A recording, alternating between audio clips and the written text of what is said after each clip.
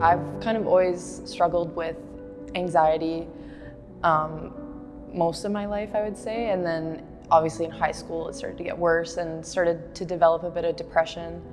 Just progressively, it just started to get worse. My first year was hard, being a first-year athlete, student athlete to start off, and then just the depression and anxiety getting worse, and then second year, same thing.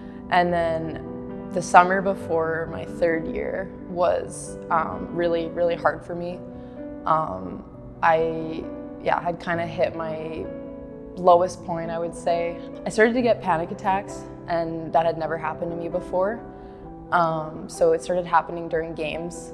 I think probably because I was just in a high stress state, playing a hockey game, and so I would just start breathing heavy and then hyperventilating, and then the panic attack would set in.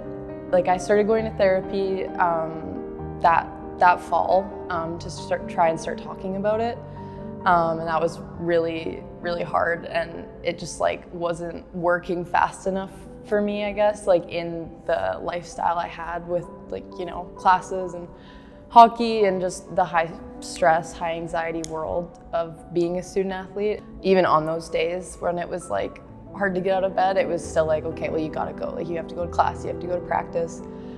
There wasn't a lot going on, no light behind my eyes, just very go through the motions of everyday life. Also during that time, I got a concussion.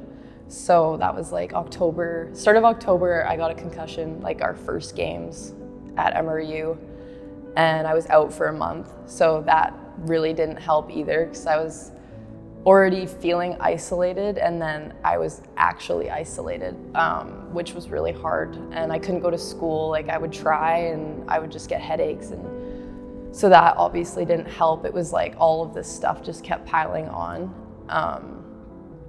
And yeah, so a lot of it looked like just me at home by myself, not really reaching out.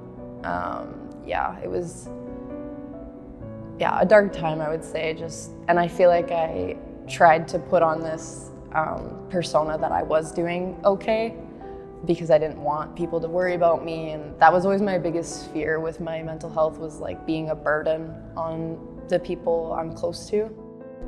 I would explain it it was, you wake up and it's you don't even get a choice to decide if this is gonna be a good or bad day. It was just my brain had already decided it was gonna be a bad day, and I had to just get up and do everything with that, I guess, dark cloud just looming over me.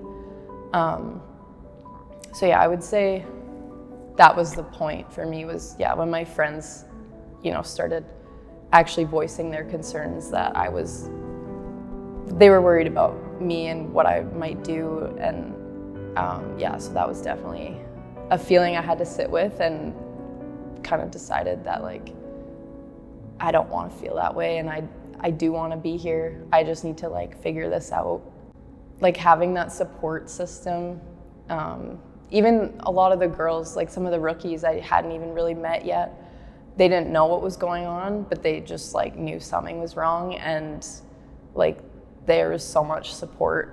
I would have my panic attacks, and people would, come up to me and be it's okay, you played a good game, don't worry about it. And in the moment, I'm thanks, that's not what I'm upset about, but yeah, I appreciate it. So even just little things like that just helped me feel I wasn't alone. And then my friends that did know were always checking in on me, always offering, to drive me to places if I needed to go somewhere. And just hang out with me if I needed it.